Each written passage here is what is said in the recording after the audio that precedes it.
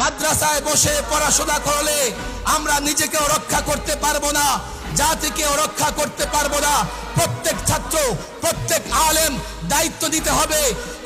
একদিন এক এক যুবককে ইসলাম বুঝাতে হবে, ইসলামের বিধিবিধান বুঝাতে হবে। একদিন এক এক যুবকের সামনে পশ্চিমা গণতন্ত্র বলো, সেকুলার বলো, তাদের মুখোশ উন্মোচন করতে হবে।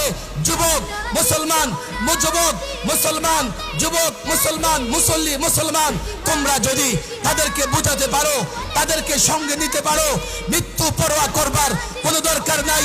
মৃত্যু আসলে মৃত্যু আসবে, যুবককে সঙ্গে নাও, মুসল্লিকে সঙ্গে নাও, তোমার আত্মীয় স্বজন তাদেরকে বুঝিয়ে সঙ্গ নাও, কাফেলা তৈরি করো, ঐক্যবদ্ধ হও। জালেম দুনিয়া, কুফার দুনিয়া, মুশরিক দুনিয়া জানিয়ে দাও আমরা এক ঐক্যবদ্ধ ক্ষমতার কারণে লড়াই করি না, আমরা মানবাধিকার প্রতিষ্ঠার জন্য লড়াই করব।